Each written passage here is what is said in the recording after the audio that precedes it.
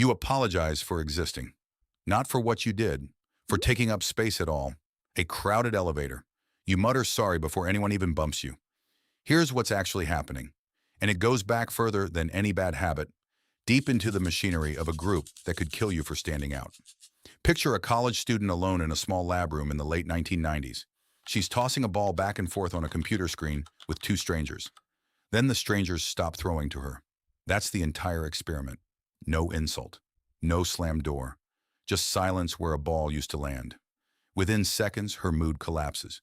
A children's playground game, on a screen, in a lab, and it wounds like something physical.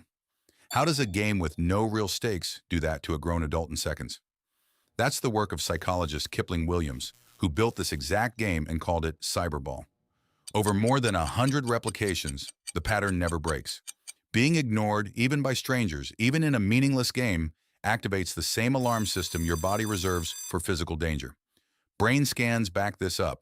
Run that same ball-tossing setup inside a scanner, and the dorsal anterior cingulate cortex, the same region active during physical pain, spikes the instant the ball stops coming.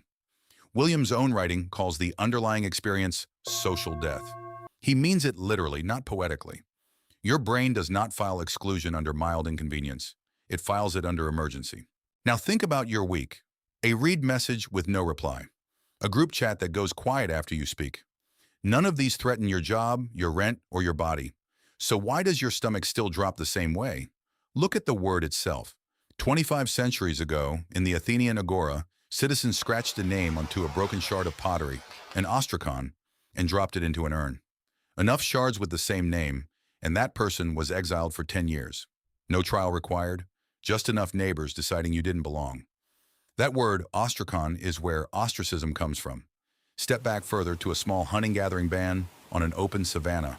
Long before pottery or cities existed, there is no hospital in that band, no apartment to retreat to, no second tribe waiting nearby with open arms. A solitary human there is slower than a lion, weaker than a hyena pack, and armed with nothing evolution didn't already give every other predator around it. In an environment like that, exile could easily become a death sentence, just one with a long, slow delay built into it. So the body built a defense system to try to prevent that vote before it was ever called. Not a defense against lions, a defense against your own group turning on you. Every ounce of appeasement, the smile that comes too fast, the shoulders that curl inward, the sorry that arrives before any offense, can function as a signal aimed at the tribe's dominant members. The signal says, I am not a threat to you. Do not spend your energy removing me. Watch a dog roll onto its back in front of a bigger dog. Watch a junior chimpanzee lower its body and grin nervously at an alpha male passing by. That grin is not happiness. Primatologists call it a fear grimace, seen across many primate species whenever a smaller animal needs to prove, fast, that it isn't competing for rank. None of these animals are weak. They're negotiating survival without a single tooth bared. Humans do the exact same thing at a desk.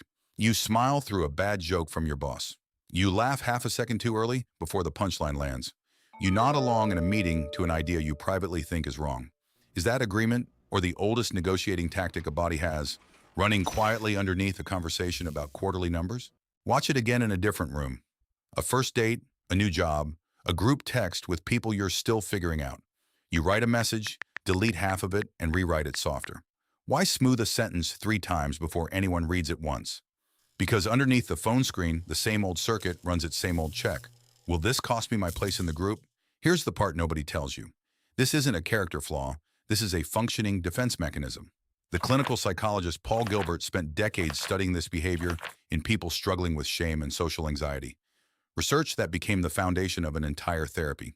His research, built on self-report assessments from over 100 students and dozens of clinical patients, found something the culture never expected.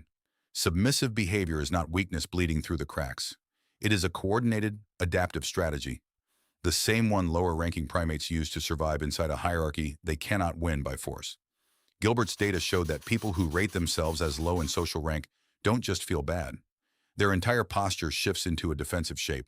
Smaller gestures, less eye contact, faster apologies, constant scanning for disapproval. In most cases, the mind isn't malfunctioning. It's running one of the oldest programs it owns. And here's where it flips completely. You've spent your whole life calling this weakness. It was never weakness. It was strategy. For 300,000 years, that strategy worked exactly as designed. Shrinking your presence, smoothing over friction, apologizing before anyone accused you of anything. Every one of those habits kept a body inside the one thing that kept it alive, the group. Ask yourself, how many of your ancestors survived by staying quiet at exactly the right moment? But for most people today, no single group holds that power over you. You will not starve because a coworker is annoyed with you. You will not be left for predators because you spoke up in a meeting. Your survival won't hinge on winning everyone's approval. The group chat will still include you tonight. The physical stakes of standing out have shrunk to almost nothing. Your nervous system never got that memo. It still treats a raised eyebrow from your manager like a verdict from an Ostracon vote. It still treats an unanswered text like the two strangers who stopped throwing the ball. Somewhere behind your ribs, an alarm built for exile by starvation goes off because someone left your comment unanswered for a day. Is that really the same emergency? Your body insists it is. So why do you still say sorry for asking a simple question? Why do you shrink your voice in a room full of people who already like you?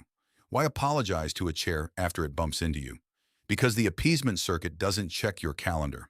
It doesn't know what year it is, or that agriculture, cities, and the internet ever happened. It only knows one rule: smaller and softer means safer. And for almost the entire span of human existence, that rule was correct. Think about the last time you apologized for something that was never a mistake. Taking the last seat on the train, asking for a raise you'd already earned, sending back a wrong order and apologizing to the waiter for the kitchen's mistake. Why does someone else's error come out of your mouth as your fault? That wasn't politeness. That was a defense system doing exactly the job it evolved to do, aimed at a danger that stopped being the norm a very long time ago. Somewhere in a museum drawer sits a 2,000-year-old shard of pottery with a stranger's name scratched into it. That's the entire trial your body was built to fear. A piece of clay, a decade of exile, then nothing else. No shard has your name on it tonight. You stop apologizing the moment you understand what you're actually apologizing to. Not to the person in front of you, to a council that stopped meeting a very long time ago. So when did you finally stop apologizing for existing? Maybe it isn't a single day. Maybe it's the first time you catch the sorry before it leaves your mouth and ask what it's defending you from. In everyday modern life, you were never in danger of being cast out for existing. You just spent your whole life carrying the body of someone who once was. And the day you finally stop apologizing for existing is the day you notice something simple. No one out there was ever asking you to.